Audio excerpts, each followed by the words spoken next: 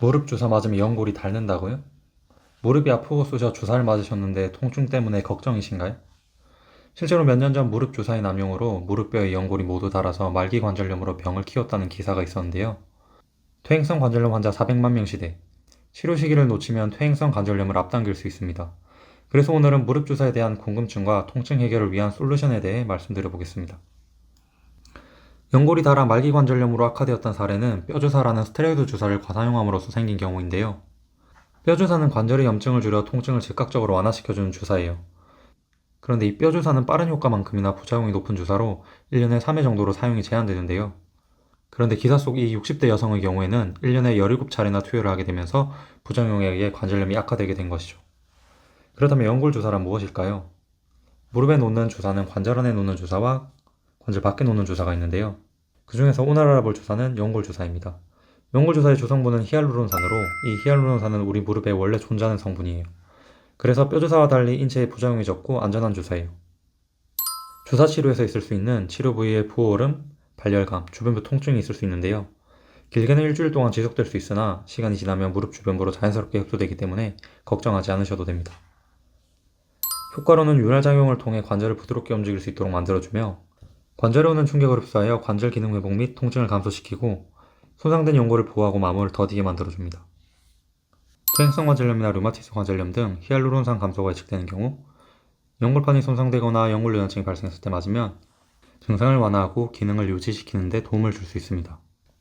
그리고 오십견이나 회전근 개파열, 어깨 점액낭 등으로 인해 어깨 통증이 있거나 테니스 엘보, 골프 엘보 등 손목, 팔꿈치, 수지 통증이 있는 경우에도 통증 개선에 도움을 줄 수 있습니다. 의료보험 적용 주기와 통상적인 효과 지속 기간이 6개월이기 때문에 6개월에 한 사이클을 맞도록 권장되고 있습니다. 한 사이클이라고 하면 일주일 간격으로 1회에서 5회 사이를 맞는 주사를 말하는데요.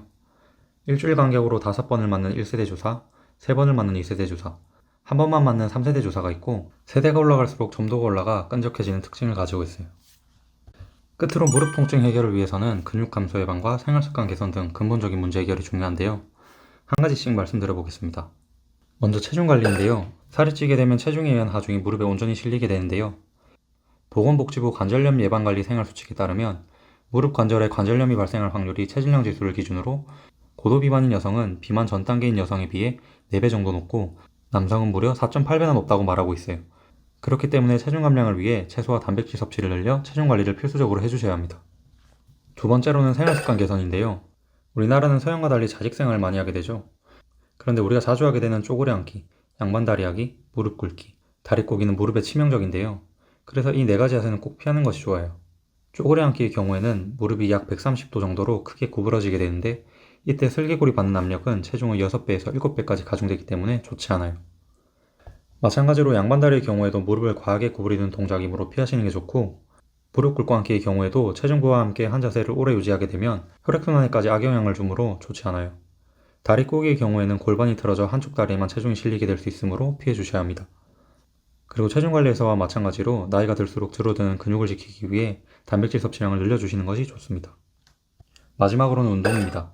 무릎 주변부 근육인 허벅지와 종아리, 둔근 및 고관절 주위 근육들을 강화시켜주면 무릎으로 가는 부하를 분산시켜줄 수 있어 무릎 통증 개선에 효과적인데요. 앉아서 무릎 들어올리기, 의자 잡고 다리 벌리기, 뒤꿈치 들기 등의 운동을 해주시기를 권장드립니다. 또한 통증이나 부상 정도가 약하다면 근육 강화를 위해 수영이나 실내 자전거를 타보시는 것도 좋은 운동이 될 수 있습니다. 오늘 무릎 연골 주사와 무릎 통증 개선에 대한 방법에 대해 알아봤는데요. 신체의 상태가 감정에 영향을 준다고 하죠. 무릎이 아파 우울하고 무기력해지기도 하셨을 텐데 조금씩 실천해서 좋아하는 운동도 마음껏 할 수 있게 되기를 바랍니다. 오늘 영상이 유익하셨다면 다음 관절 건강에 대한 영상을 더 쉽게 찾아보실 수 있게 구독과 좋아요를 부탁드립니다. 영상 시청해주셔서 감사합니다.